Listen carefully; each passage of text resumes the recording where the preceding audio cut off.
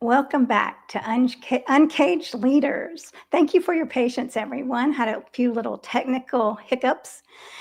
Nevertheless, we're here, and I'm your hostess, Mariquita Solis, the Uncaged Heart Coach. This show is dedicated to the successful man who's ready to end the soul war and build a life of genuine courage and purpose. Today, I'm thrilled to have as my guest and my friend, Michael Doss, an entrepreneur originally trained as a lawyer and mediator. Michael's journey perfectly illustrates the pivot so many successful men are making today, the powerful shift from a life of pure logic to spiritual purpose. Michael is a lifelong spiritual seeker and has enjoyed the journey through many personal and professional experiences. His training in spiritual teaching started through his work with men and younger men beginning in 1997.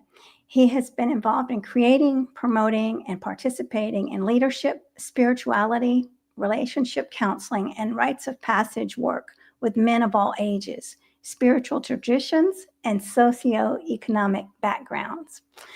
Michael studied the science of mind through Centers for Spiritual Living and was certified as a licensed spiritual practitioner in 2014, allowing him to master affirmative prayer, meditation training, and community leadership and visioning. Michael is active as a prayer chaplain, co-facilitator of Men of Unity, and co-creator and faculty on the newly created lay leadership program. Michael is a proud father of 5 children and an exceptional role model in our community. So welcome, Michael. I'm excited to have you as my guest here today. Thank you, Marquita. It's my pleasure. Well, y'all, let me know who's watching. And if you have any questions, we're going to be having a little time for questions at the end of our segment. So it's always nice to see a man fully with an uncaged heart. So I'd love to hear about your journey, Michael. As a little boy, what was your childhood like? What were you taught? What were you taught being a man was, or what was your idea that being a man was? And how did you see yourself getting to that as a little boy, maybe 5 years old, perhaps? Sure. Well, first of all, I love the phrase "uncaged heart." That means a lot to me because I have definitely felt the feeling of being in a cage for parts of my life. To answer your question, I grew up in a very strict household, and I grew up in St. Petersburg, Florida, and my parents were avid churchgoers. My dad had his own construction company, and my mom worked with him. They were very hardworking people, and they were disciplinarians. And so I learned very early on that it was most important to be obedient and to follow the rules. And so going from there, you had said about 5 years old. Early on, when I was 8 years old, they sent me to a private school, which I went to for 10 years and graduated from that same school. So I was in a pretty sheltered environment for my childhood. And was your father a warm and Yes, my father was very kind. He loved to connect with people, and he was not big on pushing a particular way of being on me as a boy, but there were definitely some implications that or expectations of what that meant for sure. yeah? And do you remember as a child? I mean, thinking about the difference between little boys and little girls, like little Mhm. boys can play with dolls and I can't. Did you ever have those kind of feelings or thoughts? Absolutely. As a late baby boomer, my generation growing up in the 60s, early 70s, boys were boys and girls were girls. And boys did not play with dolls. Boys did not wear certain colors or, connect with each other in certain ways. The appropriate thing for boys to do with each other was to play sports, maybe play music, and it was pretty structured. What being a man was, or being a young man was, you had to fit inside a box for sure. Yeah, and that's very stifling. And it's, well, I mean, being a man and woman, they both have boxes that they have to fit in. So definitely, I always wanted to be a boy because I thought, gosh, they have so much freedom. Look at my brother. He can go and do all this stuff, and I have to put this dress on and be all just very modest and be pretty and everything. And really all I wanted to do was go rough house. And then that's labeled a tomboy, Right. and then I've been told I'm not feminine enough, right? And I'm like, well, we have these constraints put on us as children. So it's amazing that some of us can break out of them.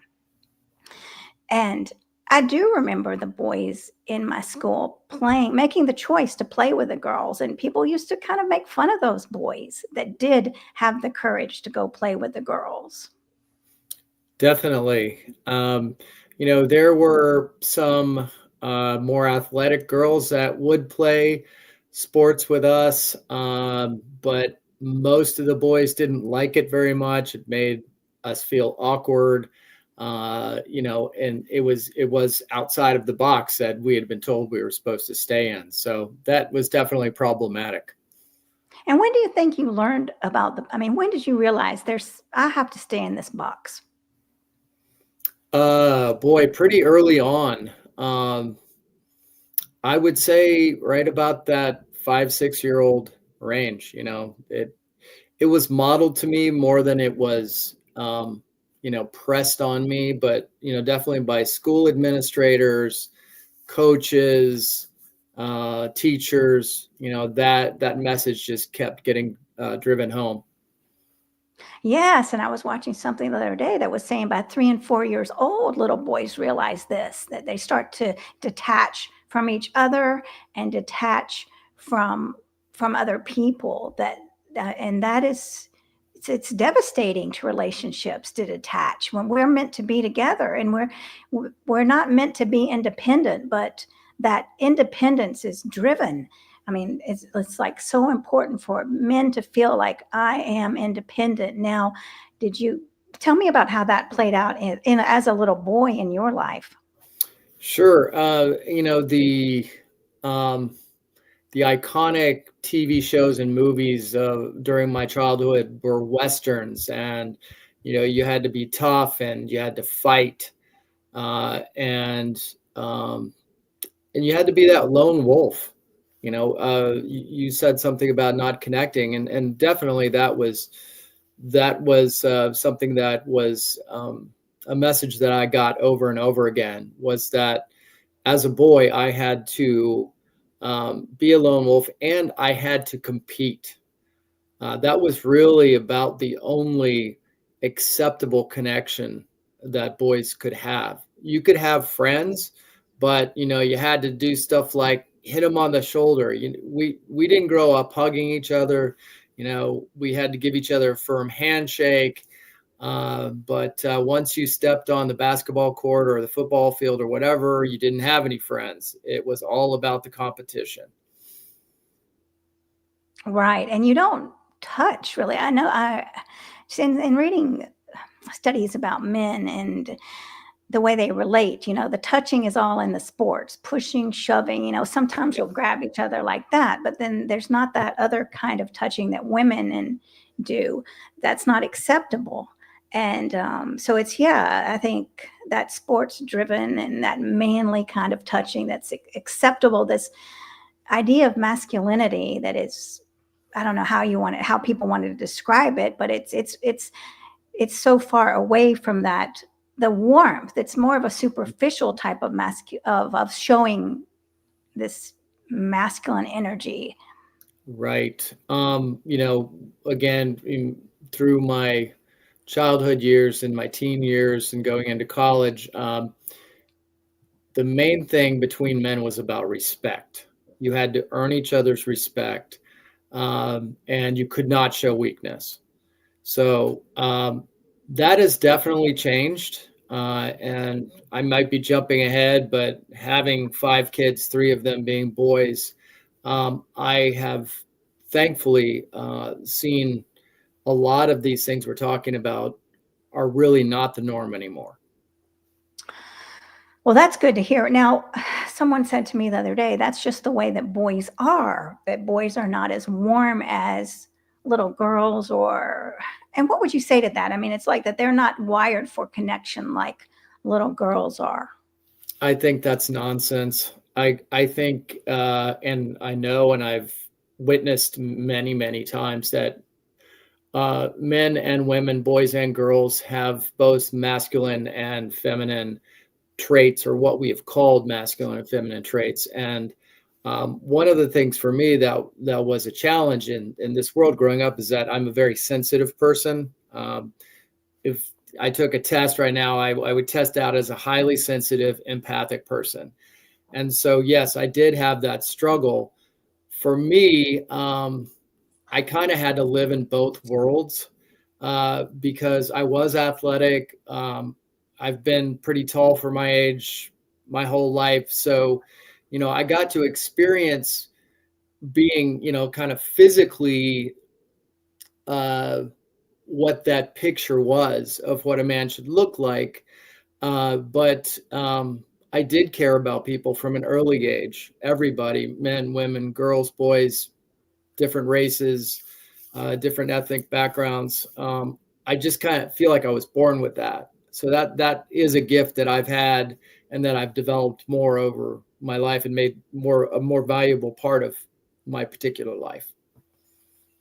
Well, all that is very encouraging. So, what brought you on this path as the path towards lawyer and mediator? From an early age, I was an avid reader, loved American history, really thought I was going to be in politics. That was really what I felt like my calling was. And, got into student government and that type of thing in high school and in college. And I felt that being a lawyer was a pathway to becoming a politician. And I did work in the political field for a little while. It turned me off almost immediately. It really wasn't what I thought it was going to be. Interesting. And so, what was high school like for you?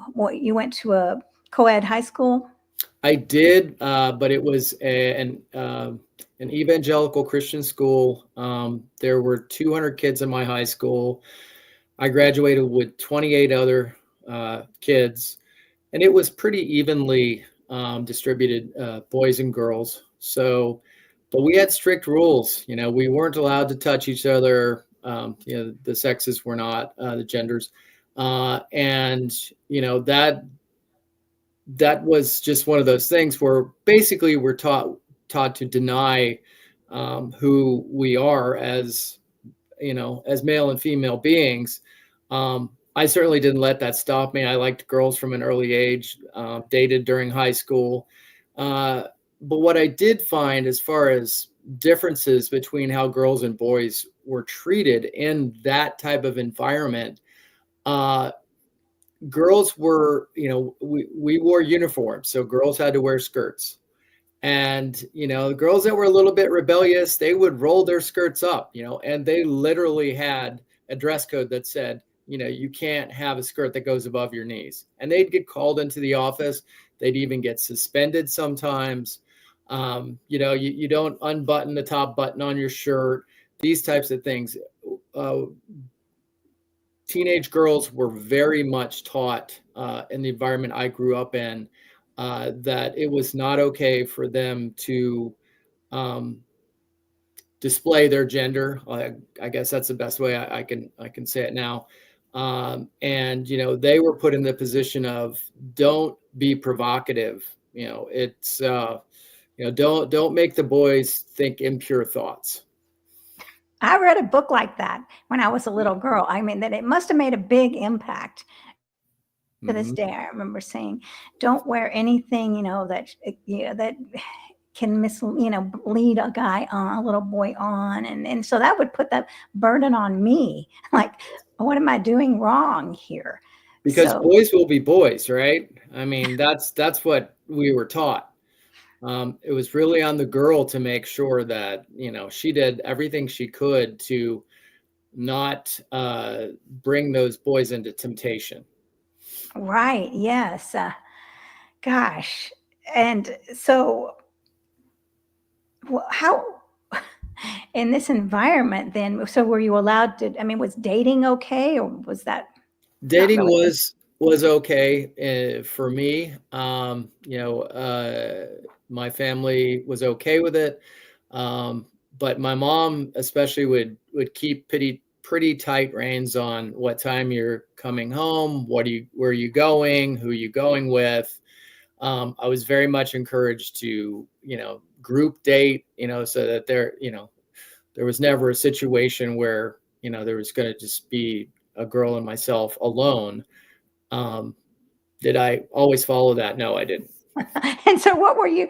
So, what were you told before the dates? Like this is how you should treat your date, or I mean, what are the what's the advice, the manly advice that you received? That's funny you ask that, because I don't honestly remember getting a lot of advice about how to treat a girl from my parents. It was more about this, what we were talking about previously, which is like, well, don't let her tempt you, you know. So, but again, I had a strong mother, and so she was a good role model to me. She definitely demanded respect, and so I was very respectful to the girls that I dated. Um, but I in hindsight, I sure would have liked a little more positive guidance in that direction. Yes, I think we all probably could have used it.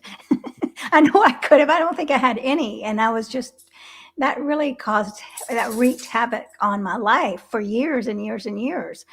But nevertheless, well, that's because my parents grew up in Mexico, so it was a whole different culture. Sure.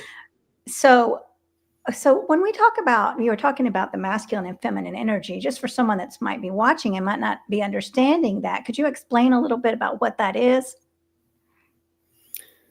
Sure. I mean, boy, you can look at it from different perspectives. You can look at it from biology. You can look at it from it as sociology. We're whole and complete beings. Human beings are, and this definitely gets into, excuse me, some of the spiritual training that I've had over the years. Is that we aren't uh, we aren't all one thing or all another thing. Um, that's training as far as, again, what my feelings were and what my experience has been through my childhood, through teenage years, through young adult years. I just got that. I got that. I would cry in a sad movie. And now I didn't like to let everybody show that, because maybe that would be embarrassing, or I would be questioned. But I like to wear nice clothes. I liked my room to be clean. I did the dishes at home, and so I did a lot of the things that girls in my era traditionally were told was their job. And honestly, I think some of that I just naturally went towards, and some of it I was just trained. That it was just, you don't get to just be, a boy who drops your socks on the floor and expects your mom to clean up after you. So I definitely got some healthy guidance in that way.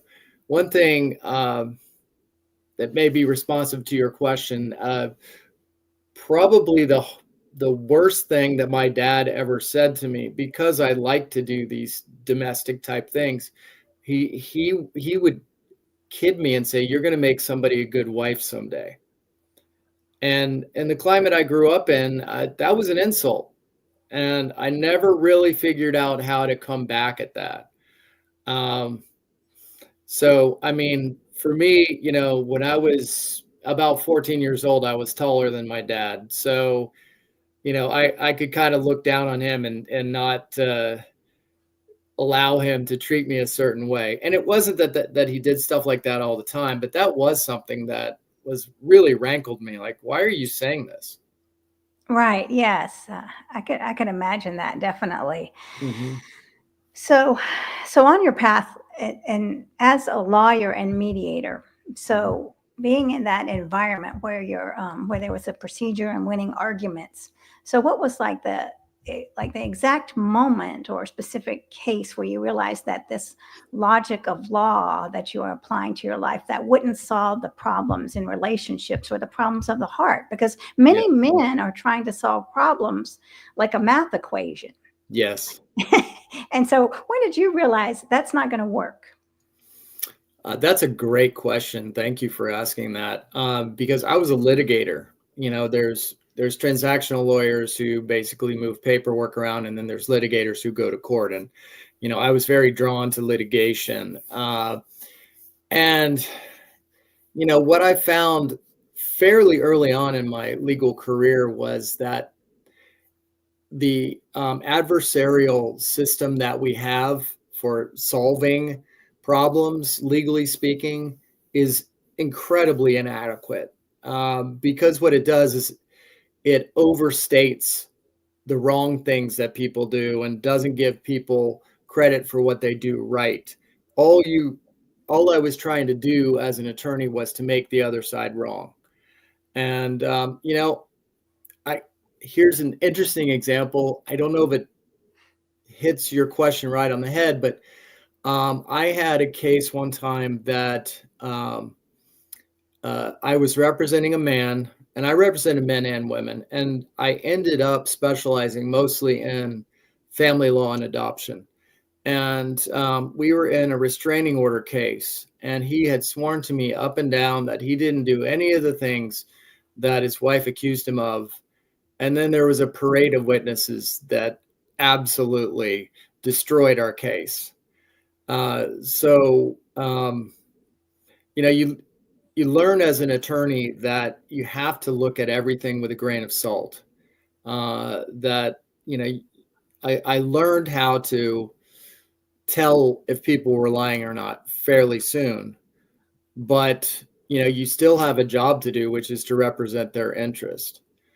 So I don't know if I exactly answered your question. The big thing about law is that our legal system does not really solve problems. It makes people winners and losers, and especially in a family law background, divorces, child custody, that type of thing. The person that loses, um, they're going to do their best typically to get back at the other person in some way, shape, or form. That is true. It's very harsh. And then and if someone's bringing that mindset to the relationship about winners and losers, then no one's going to be a winner. Everyone's going to be a loser. Right. Yes, and that's what so many men are struggling with. That they don't know how to go about it, how to go about relating to others because they haven't been taught that. They've been taught to detach.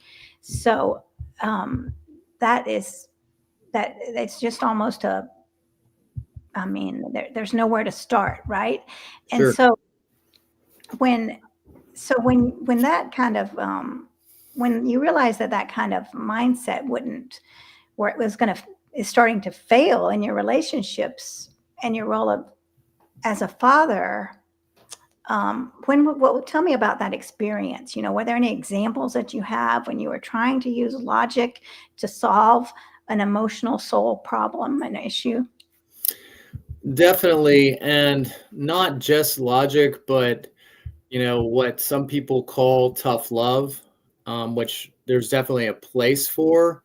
But that was kind of the model that um, I grew up with. And so my two oldest kids are both young men. And so I tried to rein them in using discipline Mhm. as opposed to using a more loving, kind approach. And that was difficult because they both were very strong-willed. And so what I did find, so I started getting involved in men's work when my oldest two were 3 and 1 years old. And being in a men's group, which definitely has a lot of that traditional masculinity around it, but it also has more new thought, new age, philosophy as part of it, or at least the groups that I belong to. Um, we were able to help each other be better fathers, better parents, better husbands. And so I found that very helpful. And this was when my two oldest kids were babies. And then we had two daughters after that. And then I have my last child is a boy as well. He's 11 years old now. And I parent him differently than I parented my first two boys. He's a different person too, of course, but this balance, letting your child know that it's okay to express themselves however it occurs to them, and not be controlled by social norms, not try to force yourself into a box of being very masculine if that's not who you are. And so doing men's work has definitely helped me with that. A lot of being in men's groups is about listening, which again is something that I have found is vitally important in a relationship with a woman, and also in a relationship with people in business. When I was a mediator, it was absolutely vital. And it's a skill that both men and women in our society could use as much work on as possible. But that's one thing that I've really focused on with my youngest son is about listening, because you will be surprised uh, what someone else will ask of you or tell you or whatever, if you're willing to soften up a little bit and not be about, okay, oh, you've said your point. Now I'm going to argue with you about it. So yeah, I definitely have a different approach to parenting than I did 20, 25 years ago. So I guess that's my answer to your question. Yes. All right. Well, yes. And what about with your sons? Did they ever come to you with any kind of any any kind of issues with other people making fun of them for being too girly or having any challenges around that? Right. Well, one of my sons as a teenager identified as bisexual, and he would be okay with me saying that. I'm not going to say which one it is, but he talked through a lot of that with me. My other son had a lot of issues with how to figure out how to be in a relationship with a girl, and I'm happy to say that he's been happily married for several years now. He's figured it out. I hope that I helped him figure out some of those things. But yes, that happened all the time. The other thing that's a little bit different for me than it may be for other men is that my family is mixed race. And so my two oldest boys are both Black. And we had many instances of something happening on a playground or whatever, and they were the ones that were blamed for it. And then we'd dig a little bit deeper and we'd find out, they were all throwing pine cones at each other. It wasn't just those two Black boys. So I got to help them navigate that as well, what it means not only to be a man, but to be a man of color, which was a challenge, not being a man of color myself. Yes, that would be definitely a challenge. And then to have people seeing you with your sons, right? And have to navigate that pretty much all the time. That definitely. I'd go pick them up on the playground, and other kids would be like, "Well, who are you?" "I'm their dad." "What? They don't look like you." So yeah, it was an interesting challenge and I loved it. And, I'm not going to say I don't see color, because I do. We all do. And I did my best to, like I said, help them navigate that. And, not all Black people see the world the same way, just like all white people don't see the world the same way. Right. Yes, definitely. So in your groups with men, what do you think's holding them back? I mean, men Mm. don't like the word vulnerable, so I don't even want to say it, but Mhm. that's a scary word. It's almost like men would rather be asked for I'm sorry, my dog is looking at me like, what's going on? I'm like, anyway, No worries. um so they'd rather be asked for money than to be asked to be vulnerable. So what is so frightening about vulnerability? Well, for older men, it definitely goes against that stereotype that we were brought up with, which is don't ever show weakness, because it was always about competition, always about trying to beat somebody else. I will tell you that I started doing men's work in 1997. By about the early 2000s, we were talking a lot about vulnerability in our circles. Vulnerability and authenticity. Those are the twins. Mhm. And we have learned together in the groups that I've been in that once I can take that mask off and be vulnerable and let other men know in a safe environment that what's going on for me, then I can move much more quickly through my healing process. So I will tell you, with the hundreds of men that I've been in circles with over the years, we've definitely been learning that lesson. Well, that's good to know. I mean, there's so many men out there that want this. That just the other day, I heard of a young man saying, I really love my girlfriend, but I can't show her that. I have to hide that from her. I have to hide from her what she means to me. So this is, I mean, what you're saying is that you've crossed that path, and this is, I mean, living a life of authenticity, which might not be what people might not define as success. So when did you have to unlearn about the success to finally connect with your deeper purpose?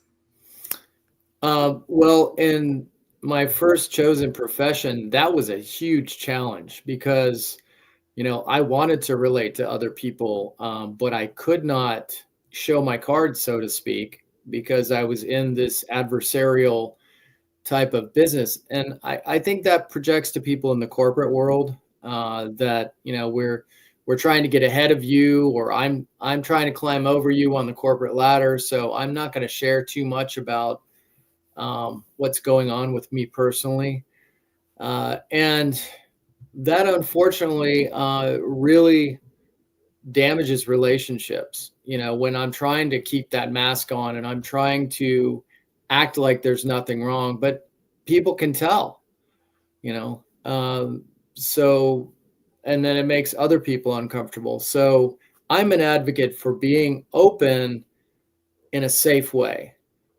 I don't advocate that you go into your job and you say, oh gosh, to whoever who will listen at the water cooler, I had a fight with my wife last night and she made me sleep on the couch. And no, that's putting yourself in a position that is not safe. That's another word that men are slowly learning is okay to be about, which is safety, right? Because when I was growing up, you fell off your bike, you just rub some dirt on it and keep going. You don't whine and cry and all that stuff. And even if you've got a broken leg, just stiff upper lip it. We're learning, I think, this is what I'm observing, is that we're learning that we can create safety for ourselves and for other people in our circles, and that we can be safe uh, if the environment is created for it.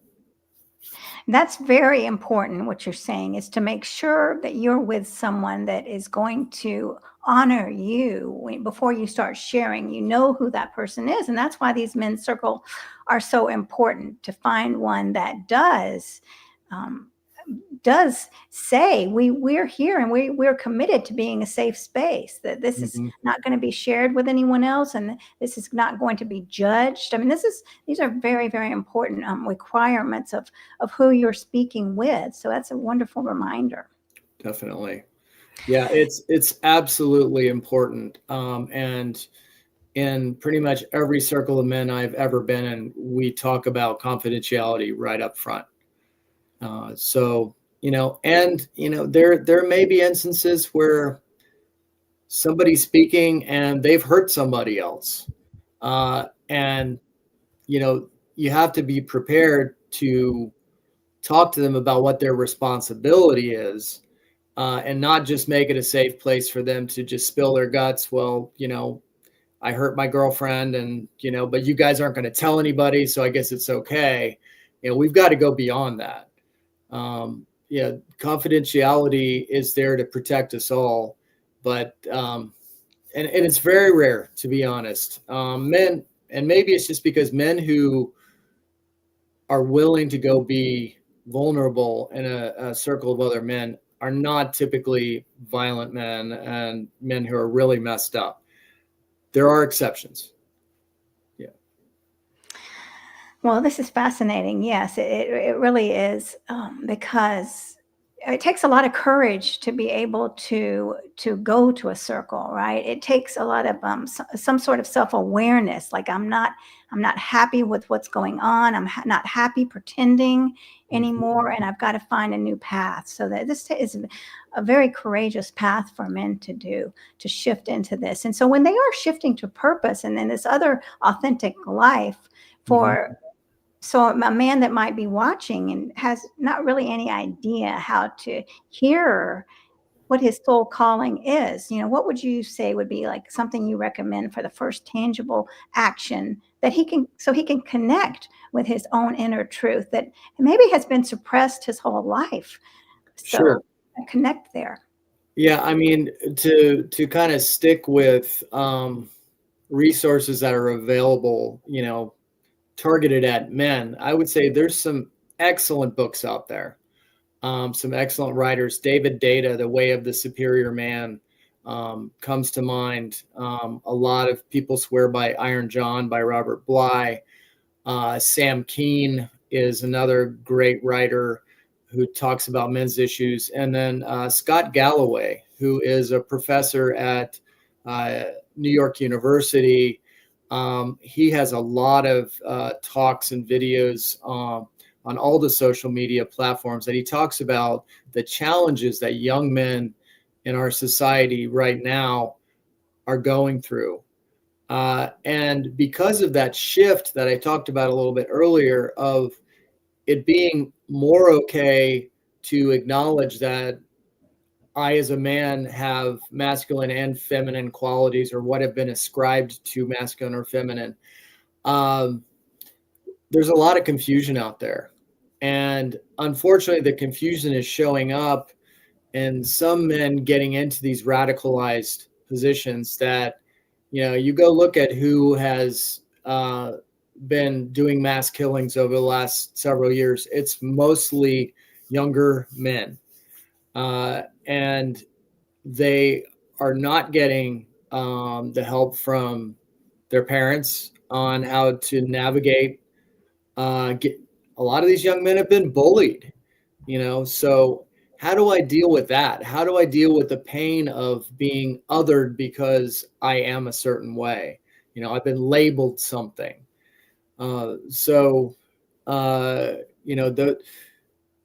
There are great resources out there. There's good podcasts about men's issues, and then just general what I would call spirituality. Things that teach us about how I am perfect just as I am, and I don't have to prove myself to other people. It's my job and my purpose to be happy, to be kind, to connect with other people. And yes, I've got to make a paycheck. And yes, I've got to do things that aren't all about kindness and connection. But I think, and I have observed that young men in our culture are not being supported in that. And I talked about how young men are getting radicalized, and unfortunately going down paths like deciding that the answer is to kill people. And there's also a lot of young men that are going the opposite direction and really losing themselves in gender identity issues. And I support everybody in whatever gender they believe that they are or want to be, whatever sexual expression, etc. But there is, what I'm observing, is that there is a lot of confusion that young men have. I'm observing that young men of, let's say 15 to 25-year-old men don't date like they used to. We've got all these apps, Tinder and the other apps are hookup apps. So maybe they're kind of getting some part of their needs fulfilled, but the need for connection at a deep level to another human being is not being fulfilled. You're right, because they're not taught that, and they're taught to that anger and lust, right? Those are okay, these emotions to express as men, but the kindness and empathy are no, we can't express those. And so those emotions, you just can't turn off some emotions and pick and choose which emotions you're going to turn off and on, right? And those emotions are going to come out, they're going to stay there, and they're going to surface in a way that's healthy or in a way that's uncontrollable. And so when you're talking about these mass shootings, that's the suppression of emotions that is coming out, because these children didn't learn how to, that all emotions are welcomed, that they're there, and let's look at them and let's see how we can incorporate them in our lives. Yes, definitely. Yes. So it's wonderful about hearing about your journey of self-awareness. So how would you define the healthy masculine power now? What does that look like? Well, I could say it a couple of different ways. I think that there are natural roles that men play in Western society. Protector, wage earner,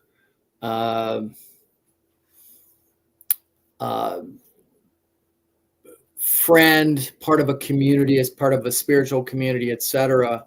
And I definitely ascribe to all of those. And I think it goes beyond that. Maybe I can answer your question better by talking about a practice that I've taken on in the last year. And that is, every single human being that I come into contact with, I will look them in the face and I will say, "How are you doing today?" And I'll say it authentically because I really care. And I'm shocked. I'll go through a drive-through and I'll ask a 18-year-old person who's giving me some food, and they'll often pause and they'll say, "I'm doing really well," or "I'm struggling," or whatever. "How are you doing?" And then I let them know. And then I say, "I really hope you have a great day today." And we're kind of trained in service industries, especially, like that's what you're supposed to say. But from the other side of the drive-through window, it oftentimes is surprising that I'm not going to treat you just like you're doing something for me. I'm going to treat you like you are a human being who matters. And I know that ripples out. I know that the kindness that I show to other people is going to be replicated and go out to their friends and their family members. And that's how we change the world. It's pretty simple in my experience. The concept. Now, if I'm having a bad day, it's not going to be particularly easy to do this practice, but I do it anyway. And the other thing that's very closely linked to it is gratitude. Every morning, my wife and I list off what we're grateful for. And you know, that creates a multiplying effect as well. What I'm grateful for multiplies. Pretty basic concept. Some days are easier than others. Some days I can come up with a list of 20 things off the top of my head, and some days I'm struggling to find 5. But the practice of focusing on that is so important. And I would say the third practice is about forgiveness. Where have I stumbled? Where has someone else treated me poorly? I get to take a breath and say, I forgive myself and I forgive you, so that I can move on from that negative energy and not carry it around with me. Very, very important. And I will say that I really love the book Self Forgiveness by Kristen Neff. That's the one I had to find when I was at one of my lowest points, because I didn't know how to even begin to forgive myself. Yes. So, what does the integrated version of you look like now when you're combining that drive of attorney with the compassion of spiritual leader? How has that all come together for you in your life? Sure. And I have a day job too. I've been working in construction for about 18 years, which is traditionally a very masculine place. So some of the concepts I've talked about are a little harder to focus on. When you're building a wall or whatever, it's a little more what I would call traditionally masculine. But again, it's about the attitude that I bring to it. And so, I'm not there to denigrate other people or to yell at them or to pressure them. My job is to help everybody that works with me be empowered to do the best job they can do. And so I'd say that's the integration is, again, I've got to express myself in a way that's safe, so that, that guy that's working with me doesn't feel like, what the heck is this guy about? I'm not preaching to them, but I'm letting them know I care about them. And, both as a worker on my job and as a human being. And I do the same thing with the customers, the homeowners. I let them know that I understand that you allowing me in your home to do work that you need done, that's your safe place. So I need to let you know that I'm somebody who values you and your home and your family. And so when you use the word integration, what comes to mind for me immediately is that, what am I? I am mind, body, and spirit. And so that's where the first, we do a pretty good job in the United States of taking care of our bodies. I mean, that we're pretty body focused, right? And we do a pretty good job of taking care of our minds, that we think through all our problems. Our challenge is in the spirit part. Mhm. And for me, that's about how do I connect to what might be called my higher self, to God, to divine energy, however you want to express that. And so that I am moving through the world, dealing with other people who are at all different energetic levels, and I'm staying centered and focused.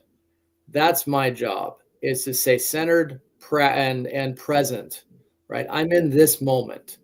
I'm not future tripping. I'm not lamenting what happened in the past. I'm right here. And that's what being integrated is about for me, is being present. Well, I love that. It's very true. Living in the present moment, being aware, again, self awareness. So, what if a man is afraid of integrating his feelings? And, he'll say, well, I can't do that. People are going to think I'm soft. So, how is vulnerability how has that made you more of a focused and more powerful, uncaged leader in your community? Because you are a leader in the community. I see it. People look up to you. First and foremost, what a relief, right? To drop that mask that I spend so much time and energy building up, that's going to somehow armor me against bad things happening. Baloney. What it's important to be vulnerable, because among other things, human beings learn from each other through modeling. If I'm vulnerable with you, you have the opportunity to be vulnerable with me, and then we can talk about real stuff and not just talk about the baseball game last night, or that person that we find attractive, or gosh, can you believe what's going on with those people? Is that we can actually have these authentic conversations. And it's not easy, especially if you've grown up as a man in a traditional environment. So the best thing I can say is to, find a group of men, and it doesn't have to be a big group, just one or two other men that you can be real with. And you've got to create the safe space for it. Sometimes we call it a container, that we have some rules of the road. We're not going to talk about what anybody says here to anybody else, to our wives, to our siblings, to our moms and dads, to our other friends. We're here and we are consciously creating this space that's here for us to grow and to heal. And I think that's also incredibly important, is that you have to be willing to say, it's time for me to heal and grow. And most of the men that I've met in men's work went because they were in some kind of trauma. Their wife left them, or, their parent died, or, they were in a bad car accident, or whatever it is. That shakes us up enough that we go, okay, you know what? All this other stuff is nonsense. Like, let's really get real about what I need to move on in my life, so that I don't deal, the other kind of acceptable thing in our society for men to do with our feelings is to drink and drug them away. And that's another thing that's really important with men's work, is that it's a place that isn't about drugs and alcohol. And it's not about you're focusing on we're all teetotalers. It's that, we have to be in a space that our minds are clear and our connection is clear, and substances aren't stopping us from connecting with each other. It's a practice. It's not something that comes easily to a lot of men. And if you do the work to move past your discomfort, you are going to find that that cage door is opening. And now I can live, and now I can be okay. Like, oh, I see my buddy. I give him a hug, and, I might even tell him I love him. I have plenty of men in my life that I say, I love you, man. And they'll say, I love you back. And how beautiful is that? Why does it have to be that the only people I can tell I love are my family or my wife, or my girlfriend, whatever? It's okay for us to say that. It's not only okay, it's really healing, right? Like, when I walk into, I've got two men's meetings that I go to, and one of them's a smaller one. And when I walk in, there's like 7 or 8 of us, and we instantly are connected to each other because we have all decided, you know what? I don't need to put up a front and act like a tough guy. And there's tough guys there, right? I mean, there's guys that, are pretty badass. And that's okay, as long as the energy that you're bringing is about love and kindness and connection. And what can I do to help make your life better?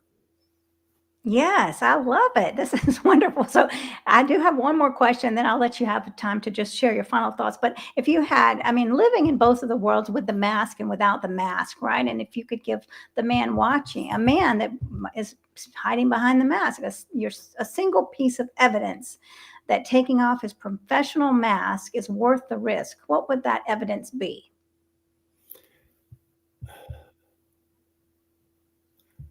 Probably the biggest epidemic that men in our society have is being lonely. And guess what? If you will be your real self with me and risk the possibility that I may not connect with that right off, but still be okay because you're expressing who you truly are, you're going to move past that loneliness.